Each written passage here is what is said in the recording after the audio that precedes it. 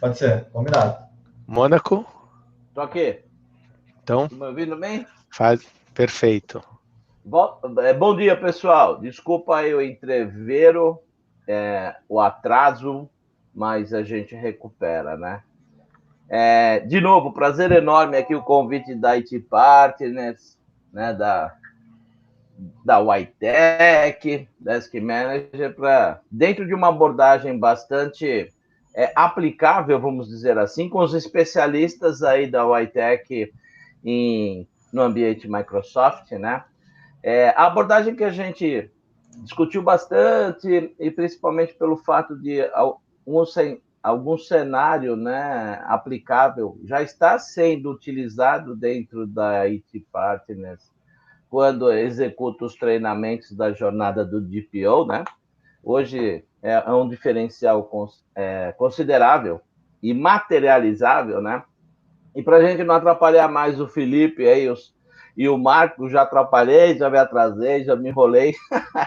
Vamos lá para dar continuidade no contexto aqui, começando por uma abordagem nós, né? Com a grande maioria que é de PO, ou está nessa cadência, ou está participando direto e indiretamente do projeto de adequação, haja visto todo esse cenário, né? De efetividade da aplicação da lei agora nos próximos 15 dias, a contar do último dia 4 de agosto, né? Então está nessa discussão ainda. Mas somente apresentando aqui a lei, na estrutura da lei, em todas as apresentações que eu faço, as lives, vocês estão bastante acostumados a ver que eu sou apaixonado por essa estrutura legal. E aqui na lei, quando nós falamos no capítulo 7, ela se dedica especificamente aos aspectos de segurança e das boas práticas. Então, se a segurança ou boas práticas, para quê? Para dar sustentação para que os direitos dos titulares sejam disponibilizados, né? Que são todos os direitos de estar nos perguntando como controlador, né? Que pelo fato de nós termos um dia pedido, ou estarmos pedindo agora o direito de acesso aos dados pessoais deles, seja no contexto de tratamento do dado pessoal pelo poder público, que é um outro cenário, um cenário bastante específico, nós podemos discutir isso também, transferência de dados internacional. Por que eu estou falando isso? Porque o Felipe, ele vai abordar em algum momento, nós precisamos saber se o ambiente Microsoft, que é a abordagem que está sendo dada aqui pela YTech, onde esses dados do meu ambiente contratado da Microsoft, se eles estão no Brasil ou não. Porque se esses dados não estiverem no Brasil, pode ser caracterizado como uma transferência internacional de dados. Seja meu e-mail corporativo, meu tenant como todo da empresa, seja meu SharePoint, seja meu OneDrive. Então, todo esse cenário é preocupante e tem que ser tratado durante aquela fase inicial, né, que nós abordamos de onde eu estou com a minha empresa dentro de um contexto de privacidade. E aí tem o capítulo 6, que fala das responsabilidades dos agentes de tratamento, né? A nossa LGPD difere, esse é um dos diferenciais relacionado à nossa origem, né? Que é a GDPR da Área Econômica Europeia, né? E nesse cenário aqui, ele trata dois focos, né? Que é o controlador, o processador e o operador. Quais são as obrigações dessas duas personas corporativas que tratam efetivamente os nossos dados pessoais? Então, na LGPD, eu dei o nome aí de agentes de tratamento. E aí vem esse cenário bastante forte aqui de segurança e das boas práticas, que é o que o Felipe está apresentando enquanto contexto de LGPD. Pode adiantar, Felipe, por favor, mais uma? Posso, sim. Por favor.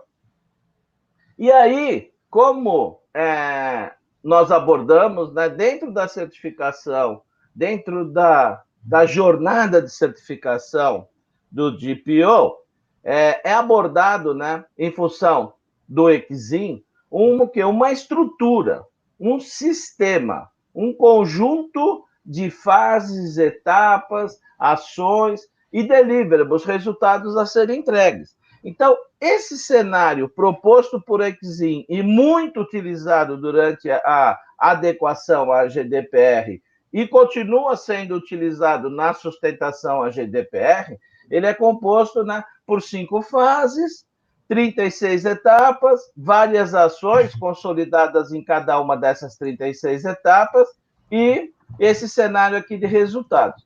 E tudo isso foi desenvolvido, né, pelo Equizim, pela certificação que é voltada nesse contexto, em função dessa literatura aqui, que eu acho que é muito importante nós, que estamos diretamente relacionados ou indiretamente relacionados, seria um livro de cabeceira para todo mundo aí, né?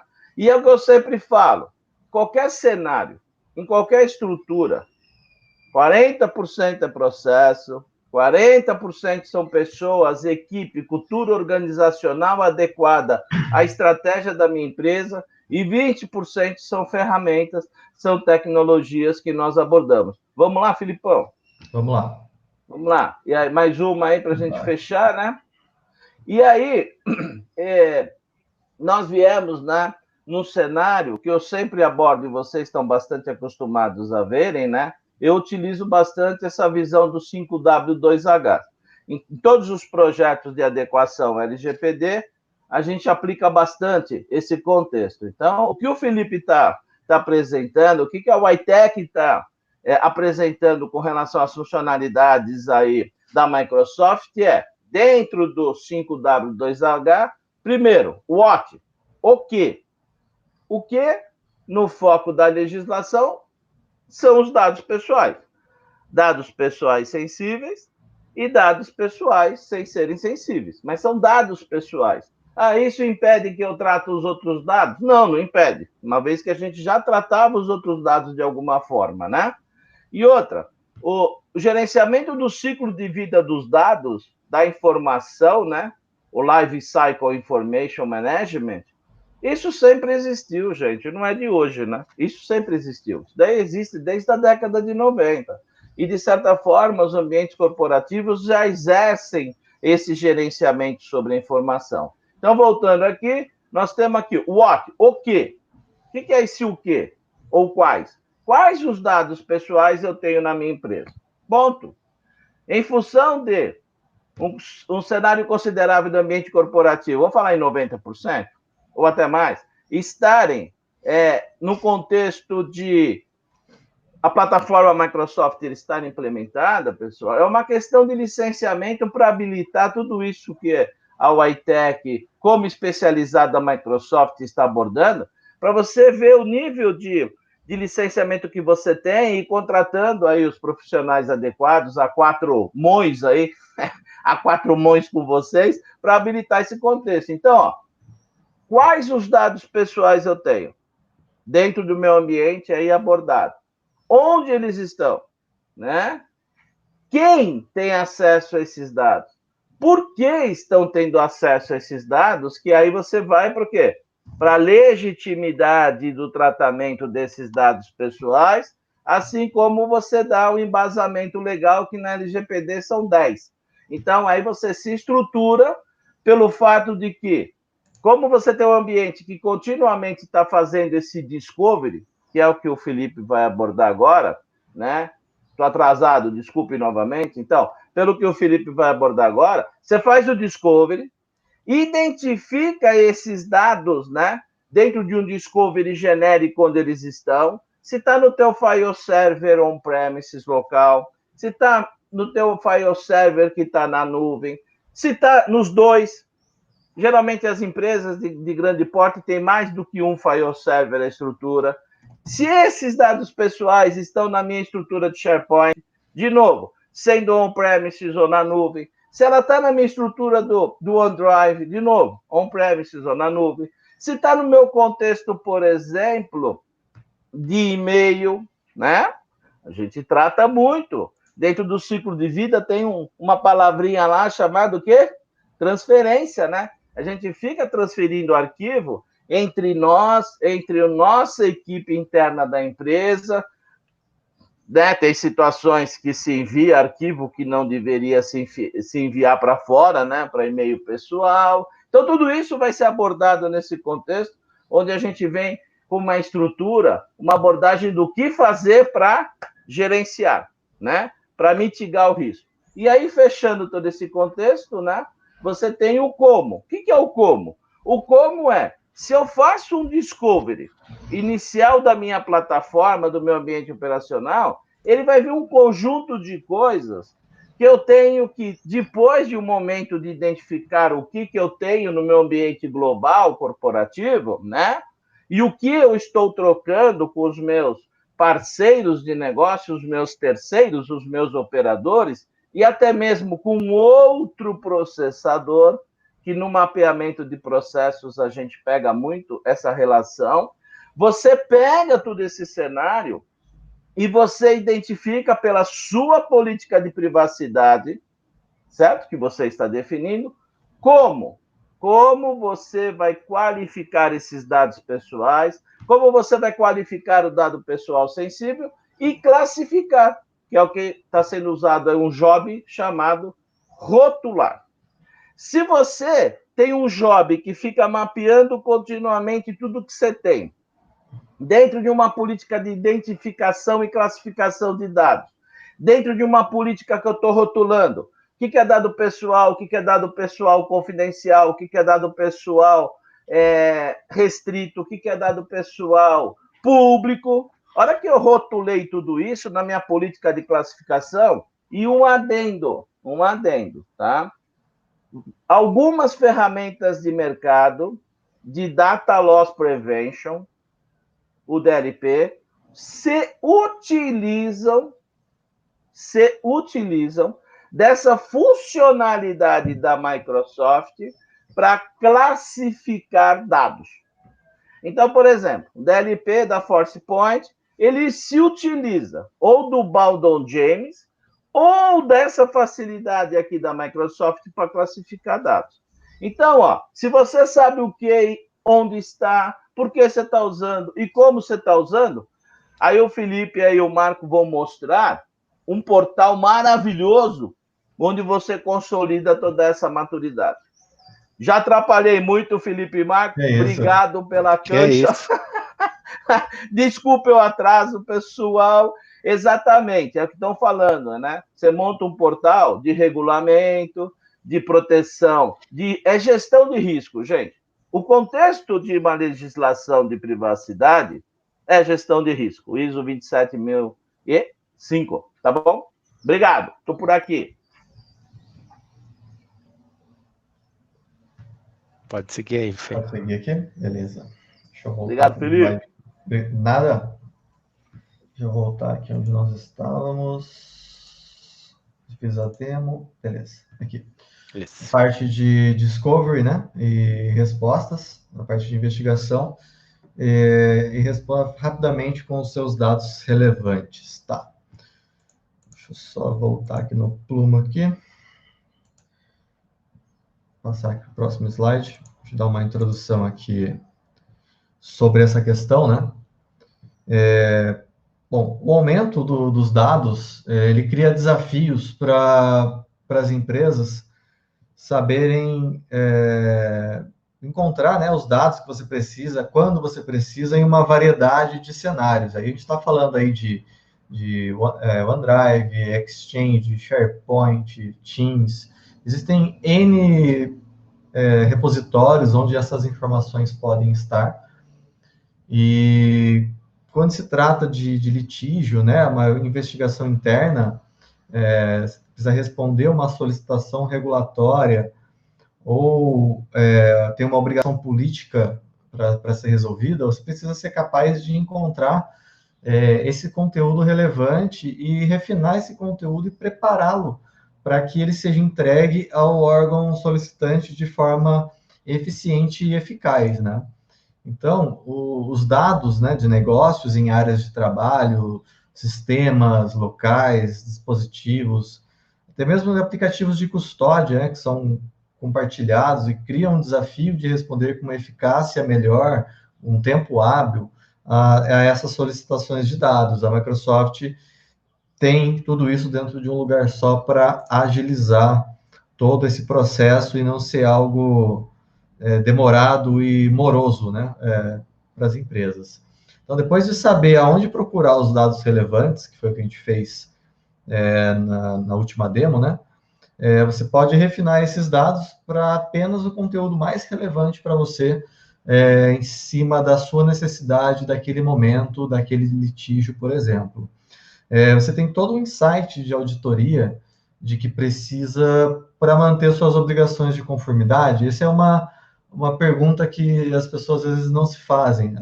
Tu tem esse insight de auditoria para manter isso dentro do seu ambiente? Você é capaz de fornecer um registro do que ocorre num sistema de comunicação e colaboração da sua empresa, se um órgão regulamentador pedir para vocês? Então, é algo que precisa ser pensado, amadurecido e contar com essas ferramentas aí que já facilitam muito esse processo, como o Mônaco falou anteriormente, né? Depois de ter esses dados certos, você tem ferramentas aí para revisá-los, né? E possivelmente, talvez, modificar algo antes de enviar para o órgão. Então, tudo isso é possível ser trabalhado aí com as ferramentas de e-discovery avançado da Microsoft. E todos esses desafios, né, são desafios de local de trabalho moderno, do ambiente moderno, estando em nuvem, seja um ambiente híbrido, para alcançar aí a questão da conformidade. As empresas, elas têm pedido muito ferramentas integradas e inteligentes que abranjam, né, todo esse processo para facilitar a sua vida, o seu dia a dia nas empresas para trabalhar com essa questão da governança. Acho que nesse ponto é legal falar, Fê, que é o que acontece hoje no mercado, é que pouca gente entende o quão difícil é para a área de TI e a área de negócio ter uma gestão centralizada, ter um único ponto de contato, ter um único ponto do que protege a empresa. A primeira coisa da empresa é a identidade, é a pessoa, é a chave de entrada para tudo. E hoje, com a lei, a gente tem que ter toda essa trilha de auditoria, trilha de logs, toda essa parte de histórico, de gerenciamento de privilégios, né, para saber se aquela pessoa deveria ou não ter acesso àquela informação. E é nesse ponto que a Microsoft ela tem dentro da ferramenta, desde o Office, né, eu acho que é importante falar, a gente colocou como Microsoft 365, porque a Microsoft está pivotando toda a estrutura, né? Praticamente não existe mais alguns Offices da versão anterior, né? Foram renomeados para a Microsoft 365, porque ele dá toda essa camada de identidade, aonde armazenar documentos, no caso das ferramentas que eram Office antes, que tinha o SharePoint, já tinha a parte do OneDrive, já tem a parte do Teams, já tem a parte hoje do Forms, que já vem embarcado, né? Qual empresa que não utilizou um SurveyMonkey, ou usou um form de Gmail, ou usou para coletar uma pesquisa interna? Qual RH não fez um formulário disso? E hoje, na lei, esse é um dos piores pontos, se você for olhar. Por quê? Porque são informações desestruturadas e espalhadas por um mundo que pouca gente sabe. Então, hoje no Shadow IT você tem aí trabalhando com pessoal trabalhando às vezes com o Gmail pessoal, com Dropbox, com toda essa parte. Não é um ponto que a gente vai falar hoje nessa palestra, mas é um recurso que hoje já existe, que é o Cloud Access Security Broker, que é onde se consolida as multiclouds, os ambientes, os firewalls, para você ter toda essa trilha de log e de auditoria e de histórico, que é o que realmente hoje é um dos pontos mais solicitados aí hoje perante a lei. Você localizar dados, você proteger dados, você ter trilha de auditoria, você ter log e você ter a mapa de risco, né? Eu acho que esses pontos aí que são tão fortemente pregados, a Microsoft ela acaba trazendo isso. No caso do que você vai mostrar do eDiscover, o eDiscover serve tanto para eDiscover em e-mail, né? Fazer toda essa pesquisa, busca de informação dentro de e-mails, quanto nos dados desestruturados. Então, ele vai buscar dentro do SharePoint, vai buscar dentro dos arquivos que estão armazenados no SharePoint e nos arquivos que estão armazenados dentro do OneDrive e, inclusive, o Teams, porque hoje o Teams, a parte de colaboração e mensageria, ela, de forma oculta aos nossos olhos, ela está comunicando dentro do próprio Exchange Online, do próprio e-mail. Então, essa informação ela fica toda dentro da corporação.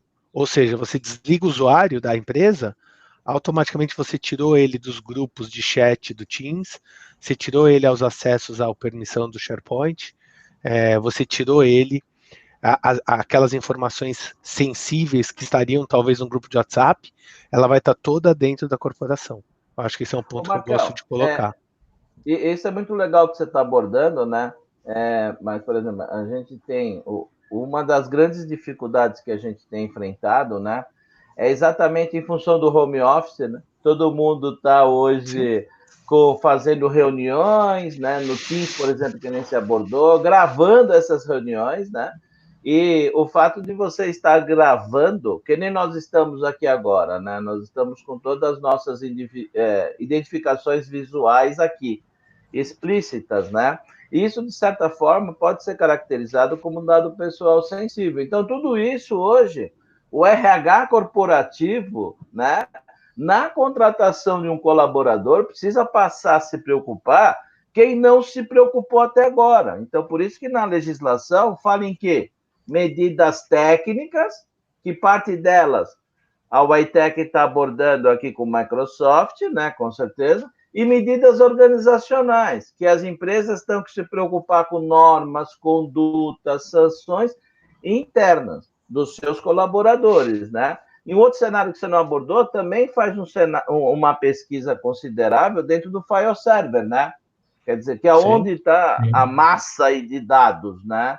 Então, acho que é muito importante pelo fato disso ser um processo contínuo, né, Marcão? Você consegue definir isso para fazer de N times. Não, ele fica o tempo inteiro trabalhando, ele fica o tempo inteiro analisando e buscando e gerando riscos. Beleza. Você pode falar e você pode trocar, perguntar, você podia customizar as triggers de avaliação, os perfis. Sim, você pode. E você também pode elevar o nível de risco dela, a severidade que a gente chama, né? No rótulo, você pode pôr que ele é mais severo ou menos severo. Numa empresa que transita o tempo inteiro informação sigilosa dentro, às vezes você vai ter que falar que aquela informação sigilosa, por estar dentro da plataforma, e ela é uma coisa necessária para a corporação trabalhar, o risco dela baixa. Mas se é uma empresa que não tem essa exposição, não precisa, ter um tipo de dado, tipo um cartão de crédito rodando dentro da empresa, é um risco altíssimo. Então você vai podendo dosar essa informação. E outros recursos aí que são importantes, por exemplo, são controle de dispositivo. Mesmo que você não tenha o Microsoft 365 lá para você ter todos os recursos de publicar aplicação, de gerenciar a aplicação publicada, gerenciar endpoint, criptografia, tem coisas mais simples, como você permitir ou não que o e-mail corporativo esteja rodando num dispositivo móvel. Então, hoje, se você tentar pegar um e-mail da WITEC e configurar no iPhone, no Android, no aplicativo dele mesmo, por padrão é quarentenado. E aí vai para o gestor da área poder fazer a liberação ou não daquele colaborador ter informação. É esse tipo de controle e de ferramenta que a gente gosta de falar. Exato. É a governança. Segue aí, Fê. Né? Boa, obrigado. Beleza, vamos aqui, está quase finalizando aqui a apresentação. Aqui a gente vai falar um pouco, né, sobre a descoberta eletrônica avançada, né? E a Microsoft investiu significantemente nessa parte de discovery avançado nos últimos tempos, devido à necessidade das regulamentações aí, tanto da Europa e de outros países. Então, atualmente, essa ferramenta aí, ela já está bem completa e consegue atender aí todas as necessidades aí, praticamente, de todas as regulamentações, principalmente a nossa aí da LGPD. Então, alguns pontos aí que eu queria levantar com vocês sobre a ferramenta. Hoje eu vou estar mostrando para vocês ela ao vivo aqui, fazer um hands-on. A parte da gestão, né, de custódia e comunicações, ela permite que você preserve o conteúdo da pessoa que está em custódia. Ela cria uma retenção dessas informações durante todo o período que essa pessoa estiver em custódia. Ela envia notificações para ela avisando que ela está passando por um processo de auditoria, e também existe uma parte de rastreio onde, Se o cara não respondeu aquele e-mail onde avisa que ele está sendo auditado, que ele está em custódia, esse processo é enviado algumas vezes para ele, e tudo isso fica documentado num fluxo para ser utilizado futuramente aí numa investigação aí. Também tem a parte de rastreamento, né, em indexação mais profundas. O que seria isso? O processamento profundo, ele sai dos limites da suíte Microsoft, ele não fica limitado a essas aplicações. Consegue também explorar dados, desde que estejam conectados e integrados com algumas soluções terceiras, para extrair e indexar texto e metadados também.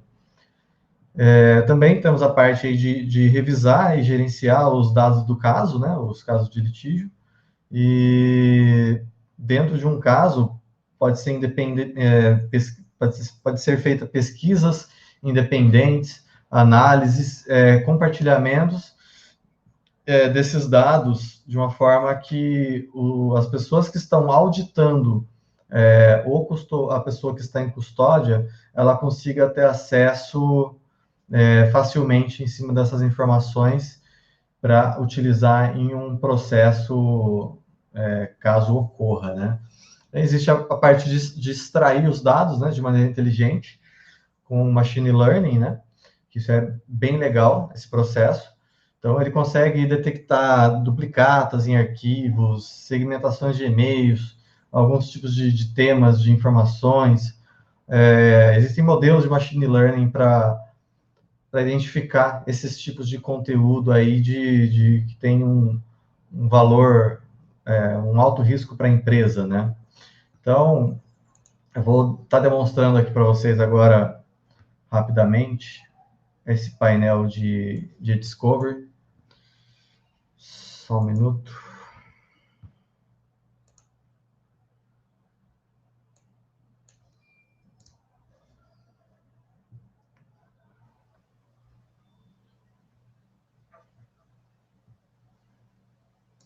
Está aparecendo para vocês aí? É exatamente isso que o Felipe vai passar a mostrar agora. No meu entendimento, né? É o nosso painel aí do DPO no dia a dia, né? Quer dizer, ele entendendo o que está acontecendo com o e-discovery, ele pode estar envolvendo todas as áreas de empresa que podem estar tratando algum dado pessoal em função da política definida, né? Isso aí. Eu já deixei algumas ocorrências criadas aqui para... Carregou agora. Carregou? Beleza. Carregou. Eu deixei aqui duas ocorrências já criadas aqui, 2 casos, né? Para conseguir demonstrar para vocês já o processo completo aí. Então, vamos pegar aqui um Advanced Discovery, botei o nome de ocorrência 2. A gente abre ele aqui. Aqui tem um resumo de tudo que está acontecendo dentro dele. No caso, ele tem 2 pessoas que estão em custódia, que são as pessoas que estão sendo investigadas, analisados os dados dela, e os dados dessas pessoas estão com uma retenção aí durante esse processo de investigação. Aqui nós temos também a parte de comunicação, que é a parte que eu falei, onde é enviado as notificações para os colaboradores que estão sendo investigados, né? Então, você consegue criar vários tipos de comunicação, vários templates, aí entra o RH para estar criando um conteúdo legal aí para estar enviando, né, para essas pessoas, para elas entenderem o que está acontecendo, o processo, envolver um pouco a lei também, falar sobre a questão da LGPD ali, o porquê que ele está sendo auditado. Então, isso é legal, e gera todo um log desses envios dentro da ocorrência, né, em si. Então, aqui nós temos a questão do hold também, né, que é a parte dos dados. Felipe. Oi. Eu posso entrar um pouquinho? Sim, claro, à vontade. Está ouvindo aí. O Mônaco caiu. Caiu. Segue aí, Fê. Depois ele voltando, ele fala. Beleza. Então, aqui no caso, né, o hold, que seria os dados que você quer reter. No caso, eu estou aqui com 2 pessoas em custódia, né? Seria a Adele e esse mod administrador. Então, a parte de holding, eu coloquei que eu quero que essas 2 mailbox e 2 sites de SharePoint, onde eles são membros, esses dados fiquem congelados aí e não possam ser excluídos até o final desse processo de investigação. Aqui ele vai mostrar como está o processo, né, a indexação dos dados, caso dê algum erro, ou a expansão desses documentos, anexos. Isso daqui, conforme for sendo trabalhado internamente com a equipe, populado, feito os processos, ele vai começar a inserir informações aqui nesse index aqui dos resultados de busca avançada. Aqui é a parte onde nós vamos fazer a busca, né? O search do conteúdo dentro de todo o ambiente. É possível determinar onde você quer fazer essa busca. Por geral, ele é feito em todos os ambientes. Eu fiz um filtro aqui, no caso, por data. Coloquei que eu queria e-mails de todas essas pessoas, de janeiro até a data de hoje, basicamente. Então, ele já me trouxe tudo aqui relacionado a essas pessoas. Por ser um ambiente de teste, um ambiente de demonstração, não existe tantos dados aqui que possa estar mostrando, mas a gente já consegue ter uma boa visão. Em cima disso, a gente consegue jogar os dados para a parte de revisão. Após fazer esse processo, a gente adiciona a parte de review set, e aqui é onde vai ser trabalhada a questão dos dados realmente pelos administradores, pelas pessoas responsáveis pela governança de TI. Aqui ele vai mostrar para vocês todos os dados, vai trazer todos os itens. É possível fazer filtros, caso ele retorne muitas mensagens para você. Você consegue fazer filtro por data, filtro por assunto. Qualquer tipo de filtro é possível aplicar aqui de forma que facilite e deixe essa busca, né, mais assertiva em cima dos conteúdos.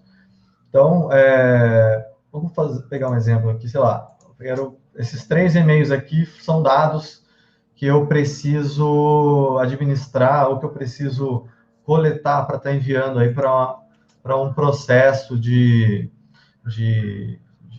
investigação ou algo que foi solicitado pelo governo. Aqui é possível a gente fazer o download desses arquivos, né, para estar fazendo o envio, o export deles como arquivo de mensagem mesmo. É possível transferir eles para outro review set, né, que é a parte de reviews, e também converter tudo isso para um arquivo PDF, para que você possa estar enviando essa documentação aí para os órgãos competentes estarem analisando e seguir com esse processo. Acho que é legal falar que tem empresas que são auditadas que você gera esses acessos de e-discover para as empresas terceirizadas já irem trabalhando dentro, fazendo toda essa auditoria dentro do teu ambiente sem comprometer. Hoje, essa você pode enviar, você vai ter que responder para a NPD. Mas tem empresas, bancos, mercado financeiro, mercados que são regulamentados, às vezes já tem que ter uma auditoria terceira fazendo esse trabalho dentro do teu tenant. Isso mesmo. Aqui nós temos a parte do export, né? É possível também exportar toda essa base de e-mails, parte de mensagens, caso queira, em PDF, em PST, caso você precise estar baixando essas informações. Eles vão ficar disponíveis aqui, quando foi criado, a descrição, o motivo de ter sido criado, quem criou, o escopo dos arquivos que estão sendo feito downloads aí. E aqui ele tem um log, uma auditoria de tudo que foi feito em cima deste caso, dessa ocorrência 2. Então, tudo que é feito desde o início vai ficar documentado aqui. Qualquer alteração, tudo aqui para ter um registro legal do processo de litígio dessa informação aí da empresa. Aí que temos algumas informações, né, de configurações da ferramenta, mais aprofundadas, mas que, para o momento agora, acho que não é o nosso viés, né, Marcos, para... Exato. Depois a gente faz um específico, né? Pode fazer um específico para as ferramentas, caso vocês achem interessante. E, basicamente, seria essa a função de Discovery. Da minha parte, eu acho que eu encerro aqui, ô Marco. Aí eu não sei se você... Não, eu acho que a ideia dessa primeira parte era falar um pouquinho desses itens, né? Uhum. Demonstrar um pouquinho essa parte das ferramentas. Quebramos até em 2 semanas, exatamente para conseguir mostrar um pouco, falar um pouco, trazer um pouco dessa realidade, porque acho que muita gente já usa as plataformas da Microsoft, mas não utilizam o recurso todo para conseguir tirar o melhor proveito. Estamos falando nesse ponto aqui do compliance e do security, eles não estão em todas as ferramentas da Microsoft, nas menores, mas já existem coisas que você pode fazer desde o começo, que eleva a segurança, né? Como a parte do fator de autenticação, controle de dispositivos com sincronismo com o Exchange, e são coisas aí que nessa jornada de adequação ela pode ser um facilitador bem grande, tá? Eu acho que esse foi o nosso intuito hoje, mostrar esses itens. Para a próxima semana a gente vai trazer um pouco mais de conteúdo. Agradeço a todos aí que tiveram paciência, que tivemos alguns, o Felipe ainda não tinha usado a plataforma, o Mônaco, que usa sempre também, acabou se perdendo um pouquinho aí na utilização hoje, teve problemas técnicos, mas queria agradecer todos os que estão presentes, a confiança, o tempo que dispuseram aí conosco. Sim, o Mal perguntou a respeito da palestra, ela vai ser disponibilizada, também a gravação também vai ser, a gente só vai dar uma editada aí para tirar as falhas técnicas. Agradeço a todos, desejo a todos aí um ótimo final de semana e nos vemos sábado que vem, às 10 da manhã, e pode ter certeza que semana que vem vai ser cravado o horário, tá bom? Abração a todos. Pessoal. Precisando, tendo alguma dúvida, pode acionar a gente no LinkedIn, no e-mail.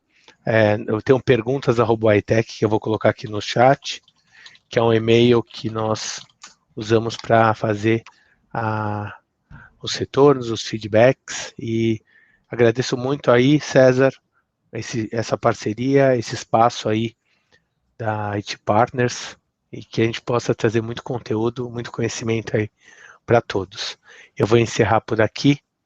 Obrigado a todos. Tchau, tchau. Pessoal, até mais.